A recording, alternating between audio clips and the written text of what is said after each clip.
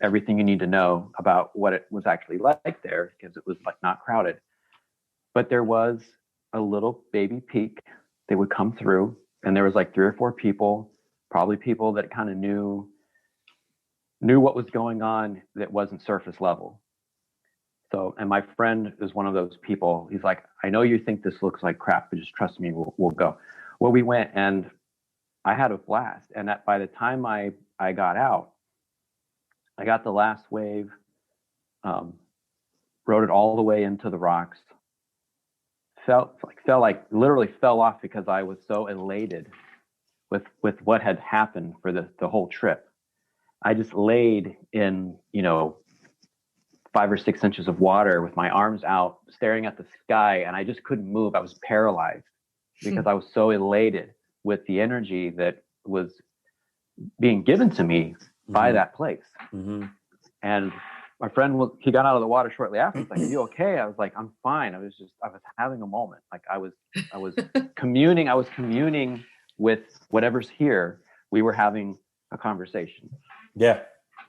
Yeah. Do you think, I can imagine we probably all agree the pandemic has maybe made these feelings, our need to seek out these moments far greater. And I think it's almost given us more of an excuse or more space to do so because of the quiet that being in this situation has maybe given us.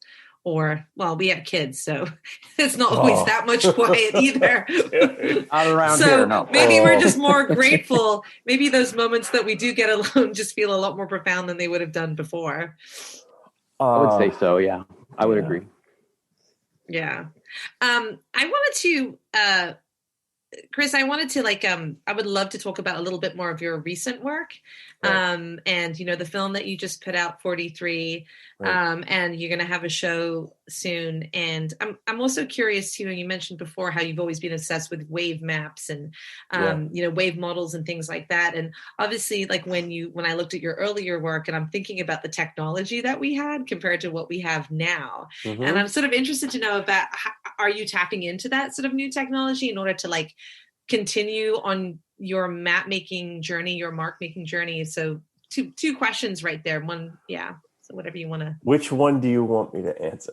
Well, both. But I would love to hit up on your. I would love to hit up on your recent work because I think that's something that you're preparing for right now. The photographs that you do. People who look you up, we're going to see, what you're doing on Instagram and. I'm curious. Yeah. And actually that's also another question. I want to know about social media. Yeah, that's a whole, that is a conversation to have. Yeah. Right, well, that's the conversation we have all the time. Yeah. We'll leave that one till let me think about how to answer. Yeah. So to talk about, I actually had this conversation with my wife this morning over breakfast. And my wife is, she's amazing. Chris is married to an artist. I'm married to an artist. And that is, I wouldn't want it any other way, but Jennifer is a tough critic. And she will only speak to me about my work when it is realized. Or pretty damn close to being realized. She straight up said to me one day, I don't want to speak with you about your process if it's not realized and you're working your way through a body of work. You should finish that work before you come to me and, and talk to me about it. And I finally felt it was time to show her what I had been up to.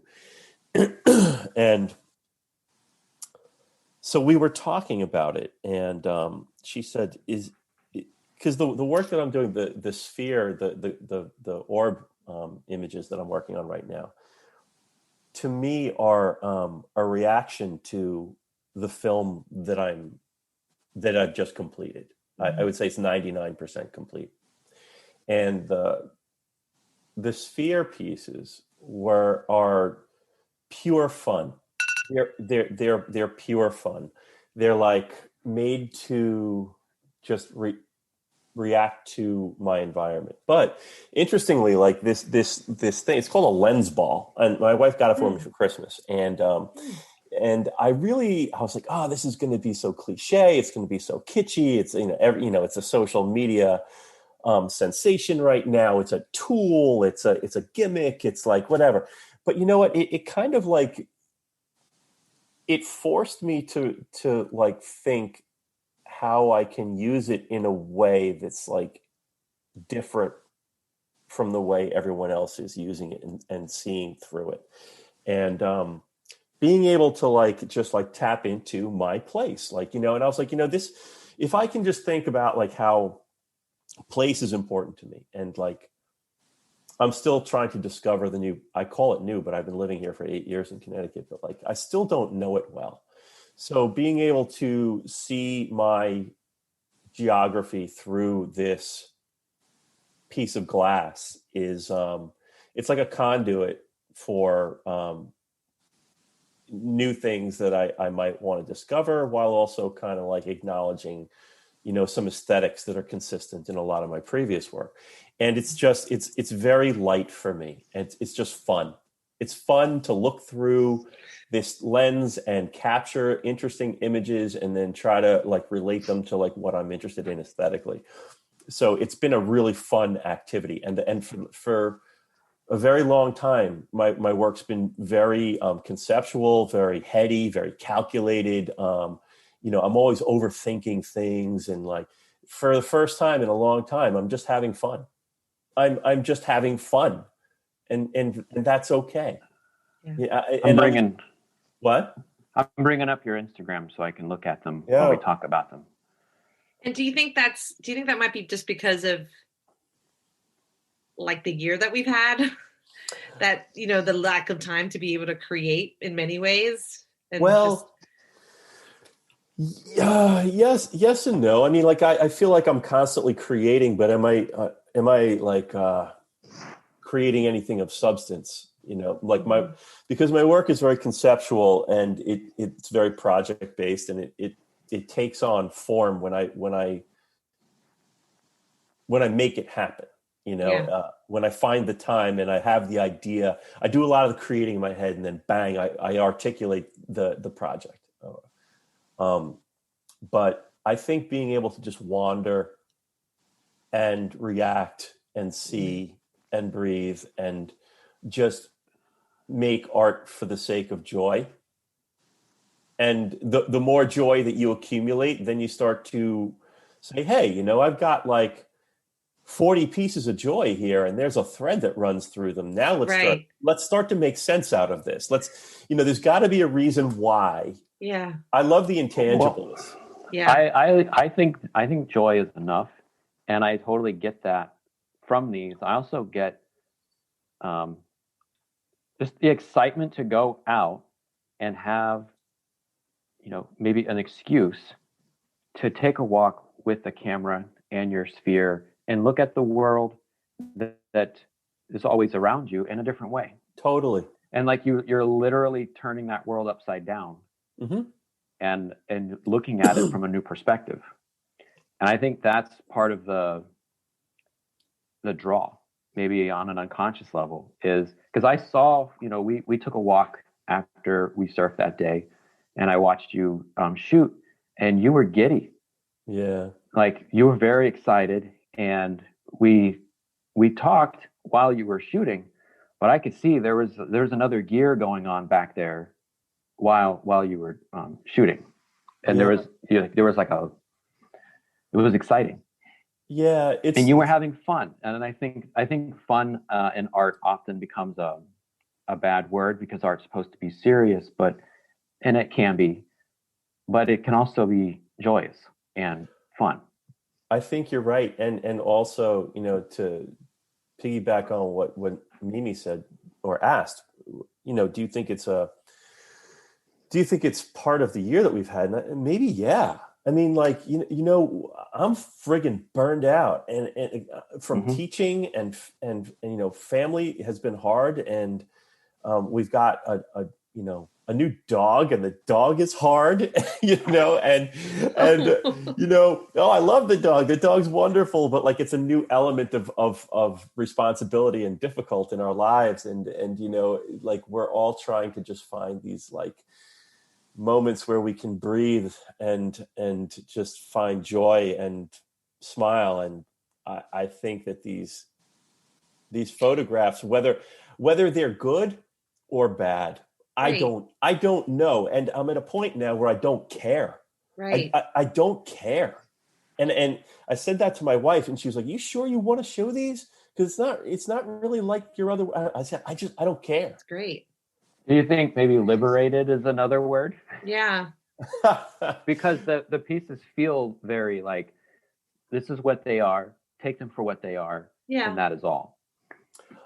I'm not going to lie. I mean, like, are there layers of content there or aesthetics that are similar to the way I think about other things? Yeah, but they're just pretty. They're pretty to look at, and sometimes I think that's okay. I've got to accept that.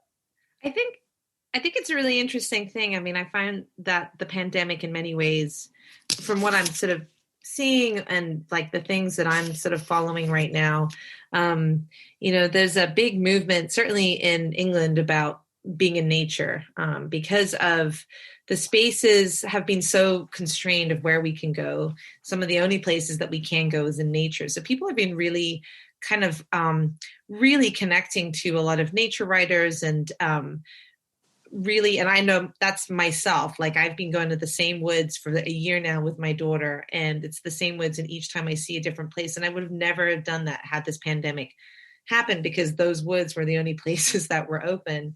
And so it makes me think a lot about how this year has we've shed a lot of extraneous things, and we're kind of in many ways going back to basics. And I think about the basics of human culture, and in my school, my fifth graders, we teach about early human history, right? And one of the first things that humans did, not just Homo sapiens before, is to record their work around them, create art. And it's almost like I sort of see it as like feedback. It's like when I look at the way that my daughter, she's young, and the way she interacts, she's constantly trying to push and bump into things. She's trying to get that feedback to sort of get information about the world. And I see that's what, hominids have done, because if you think about, is there, you could go into evolution, is, what is what are the advantages of doing that? And I think just kind of having that joy, elation, like when you take the mud and blow it on your hand and see your imprint right there, and you've never seen it before, that's a joyous thing. In addition to whatever social community building, it's a joyous thing. It brings up your endorphins. And so that's how it all started, I think. And I think that's maybe something that you are discovering. I know I'm discovering that right now, because I've never been in a position of just creating for the sake of creating. And I'm not an artist, but I've always wanted to do stuff. I've always been held back by misconceptions and worries about product. And now I'm just kind of going for it. And I really feel it's the pandemic that's done that to me. And I think it's interesting what you're saying about I'm just having fun, and that's okay. And I think interesting. It's interesting that you say, you look at, early man, and like, why did they create? Well, they created out of a need. A need to express themselves, and a very primal and simple need. And also what they were doing was creating for the sake of recording their own existence, saying like, I am man, this is who I am, this is what happened today. I'm going to leave a record of that on a cave wall, and I'm going to do it with a crude stone or piece of burnt wood or my hand. And that was high technology back then, Chris. It was. But do you think, it wasn't social media for sure. Well, that's the thing. But I think I think they did that, yes. But could they also have been doing it because it's like, hey, this looks really cool. Like, this is really cool for like no reason whatsoever. And then it kind of turned into something. But really, like, oh my gosh, there's this piece of ochre that I've just ground up, and it looks really good against this. All of a sudden, I wondered about that. In my own mind, I've always connected whatever those early moments were, with a shift in consciousness Yep. within, humanoids, from being just, and other animals and insects have a way of organizing themselves and living in the world, but